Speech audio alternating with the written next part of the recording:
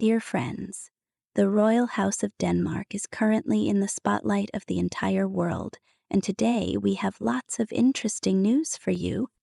Right now, King Frederik is making his very first official visit to Japan as monarch.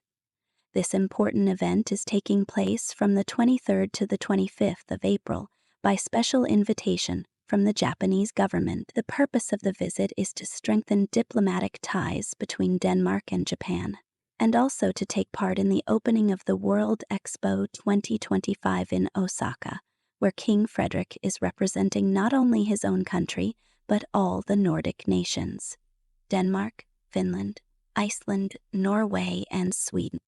Of course, we can't overlook the fact that while the king is away from home, his eldest son, Crown Prince Christian, is temporarily serving as regent. Even though he's only 19 years old, this isn't the first time the prince has taken on such a major responsibility. According to the official calendar of the royal house, Christian will act as regent not just while his father is abroad, but also until the end of the week, something that surprised many people, since King Frederik is actually expected to return to Denmark already on Friday.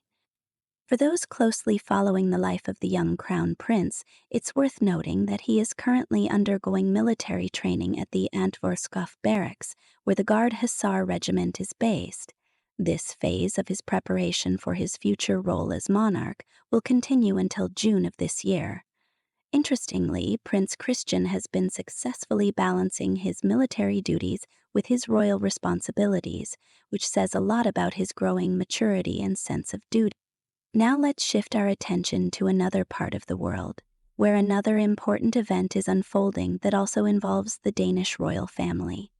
This Saturday, on the 26th of April, the funeral of Pope Francis will take place, and Queen Mary will be representing Denmark at this solemn ceremony. The royal palace released an official statement saying, "Her Majesty the Queen will join representatives from around the world as they gather for the solemn Requiem Mass in St. Peter's Square in the Vatican to remember His Holiness Pope Francis."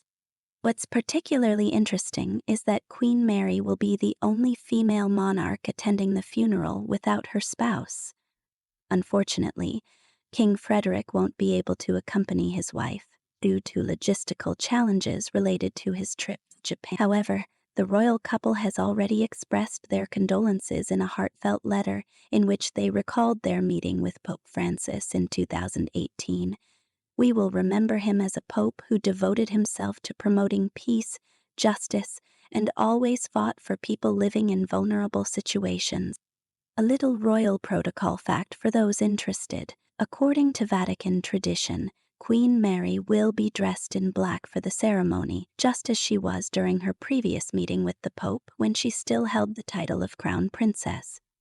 It's expected that other European monarchs will also attend, including King Felipe VI of Spain with Queen Letizia, King Charles III of the United Kingdom with Queen Camilla, as well as Queen Mathilde and King Felipe of Belgium. Coming back to the younger generation of the Danish royal family, it's impossible not to mention that Crown Prince Christian has significantly increased his participation in official events over the past year and a half. This became especially noticeable after his father ascended the throne. The young prince has already served as regent on several occasions, which clearly shows the trust placed in him by the royal family. One of the highlights in Prince Christian's recent public life was his debut at the New Year's banquet on the 2nd of January, where he appeared for the first time in his role as heir to the throne and truly captured everyone's attention.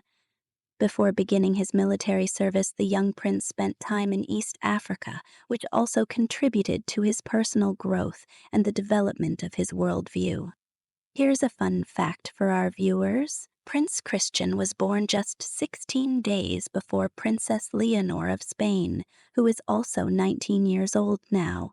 Interestingly, Christian is the only male among the next generation of European monarchs. If everything goes according to plan, he'll eventually become the only king at a time when most European monarchies will be led by queens.